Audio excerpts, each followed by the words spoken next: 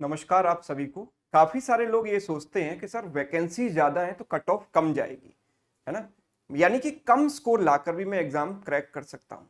तो चलिए इसकी थोड़ी सी मैथमेटिकल एनालिसिस करते हैं और आपका ये मानना ठीक है या नहीं इसका पता लगाते हैं। जैसा कि आप जानते हो कि cut off is inversely proportional to number of vacancy. मैंने मान लिया कि जितनी ज्यादा वैकेंसी आएंगी, है ना, उतना थोड़ा सा कम कंपटीशन होगा और कट ऑफ जो है कम जाएगी। राइट। कम कंपटीशन मतलब आपको कम मिनिमम स्कोर लाकर आप एग्जाम क्रैक कर सकते हो, मान लिया एक आइडियल सिचुएशन। लेकिन कट ऑफ सिर्फ वैकेंसीज पर ही डिपेंड नहीं कर रही है, कट ऑफ अदर फैक्टर्स पर भी डिपेंड कर रही है। तो कट ऑफ डिपेंड कर रही है नंबर ऑफ पार्टिसिपेंट्स पर। भाई जितने ज्यादा पार्टिसिपेंट होंगे उतना ज्यादा कंपटीशन होगा, और जितना ज्यादा कंपटीशन होगा उतनी हाई कट ऑफ जाएगी। कम कंपटीशन होगा तो कम कट ऑफ जाएगी, आप कम मार्क्स लाकर भी एग्जाम क्लियर कर सकते हो। ठीक है। तो कट ऑफ जो है पार्टिसिपेंट्स पर भी डिपेंड कर रही है।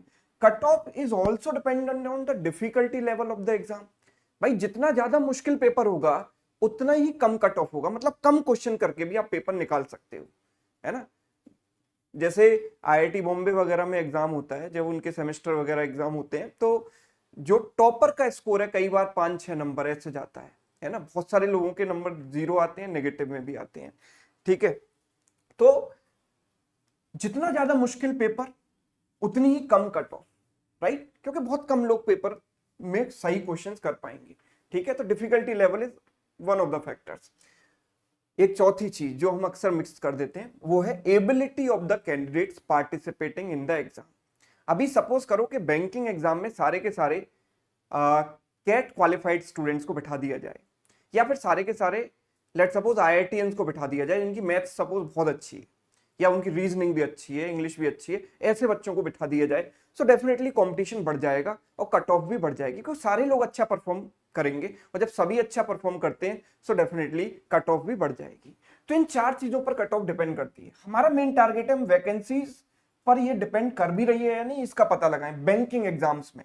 तो वी कैन से अगर हम इनको कंबाइन कर दें, है ना, वेरिएशन के रूल के अकॉर्डिंग, तो I can say cut off is proportional to, inversely proportional to vacancy, directly proportional to participant, inversely proportional to difficulty level, and directly proportional to ability of people participating in the exam. Right.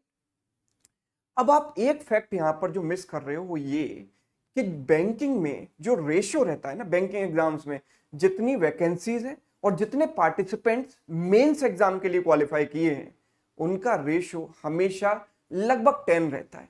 तो आपको ये पता है कि let suppose इस बार suppose 3500 vacancy है, तो mains exam में 35,000 बच्चे बैठेंगे, यानी कि इनका रेशियो 1:10 रहेगा। अगर किसी साल 2500 वैकेंसी आई तो मेंस एग्जाम में 25,000 बच्चे बैठेंगे, मतलब ये रेशियो तो हमारे पास कांस्टेंट है 1:10। तो अगर हम इस रेशियो के अकॉर्डिंग चले तो नंबर ऑफ पार्टिसिपेंट्स और नंबर ऑफ वैकेंसीज का जो रेशियो है ये तो फिक्स हो गया ना, ये 10 हो गया। Right, because number of participants in the mains exam will always be 10 times the number of vacancies. So that means कि ये जो है कट ऑफ जो है वो नंबर ऑफ पार्टिसिपेंट और नंबर ऑफ वैकेंसीज पर डिपेंड ही नहीं कर रही है। हम अक्सर ये सोचते रहते हैं और मतलब खुश होते रहते हैं कि ज्यादा वैकेंसी है तो मैं कम मेहनत में भी आराम से एग्जाम निकाल सकता हूं, लेकिन ऐसा बिल्कुल भी नहीं है। क्योंकि नंबर ऑफ, ये जो पैटर्न है एग्जाम का वो इसी तरीके से बनाया गया है ना, कि आपको नंबर ऑफ वैकेंसी से कोई फर्क ही ना पड़े, आपको उतना ही पढ़ना पड़ेगा। तो पार्टिसिपेंट और वैकेंसी का जो रेशियो है वो कांस्टेंट है, वो है 10। सो दैट्स व्हाई ये चीज कांस्टेंट हो गई, यानी कि जो कट ऑफ है वो इस पर डिपेंड ही नहीं कर रही। अब आते हैं दो factor, difficulty level of the exam और एबिलिटी।